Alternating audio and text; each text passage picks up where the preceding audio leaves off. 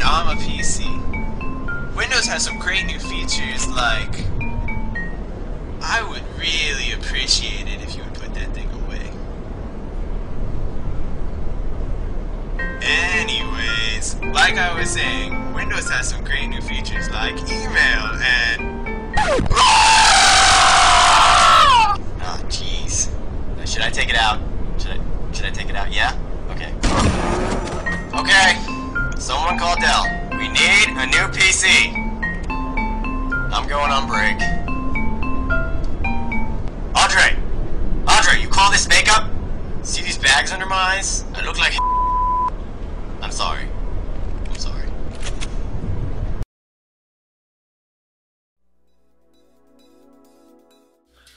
My topic was on the instrumentalization of fantasy. Try to say that 10 times fast. I bet you can't. And not to mention, the word itself apparently doesn't exist in our dictionary. But we can all assume what it means is basically how fantasy was implemented into our lives. But outside of that, it's just a really messed up word. Anyways, this article was by far the most long and drawn out piece of work by Jack Zipes I have ever read. There is a lot of social and psychological aspects that Zipes brings into this article, but are irrelevant to his main thesis of the paper. So I'm going to attempt to tell you Jack Zipes' main points about this article without going into an hour of class time, which is really how much it would take. There's just so much stuff. Please keep in mind though that everything that is said is Jack Zipes' point of view and not my own.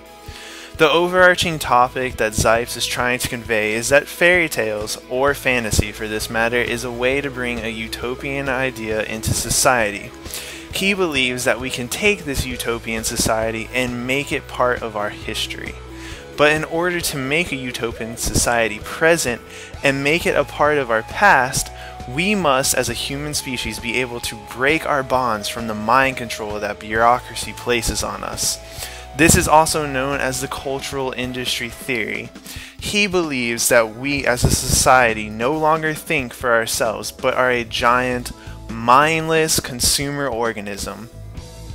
If you don't believe me, listen to this. He writes, happiness or gratification of pleasure promised by the cultural industry turns out to be the dulling of the senses. Production for consumption and profit become values in and or for themselves. Human beings trade themselves and their products as wares for money and success. They lose touch with their innate abilities and talents and lose sight of the manner in which they project themselves onto the world.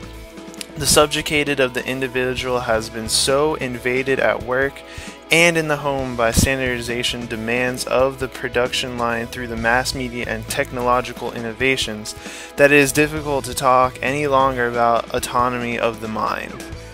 He also tries to show that cultural objects appear to possess a life of their own beyond the control of the actual creators, who also control over their own destiny. He tries to elaborate on some of the basic notions of the cultural industry theory in order to comprehend the impact of technology on the historical development of folktale as a fairy tale, such cultural media as television or movies, for example. Since this is such a vast topic, he focuses on films like Snow White, Wizard, Star Wars, and Rocky, and he tries to relate these types of fairy tales to a utopian concept. He hopes this will make us think about ourselves and about the world around us, so that we may bring utopia from heaven to earth. Also, Zipes hopes this will also uncover the weakness of the cultural industry theory and make us aware that in order to break the shackles of the bureaucracy, we must be self-reliant.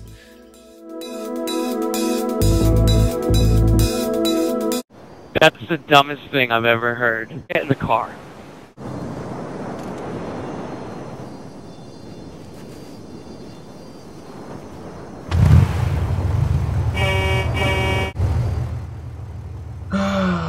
No one appreciates my work around here.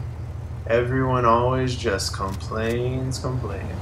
Oh well, turn our music, Steve, so we may fly away. Why don't you come with me?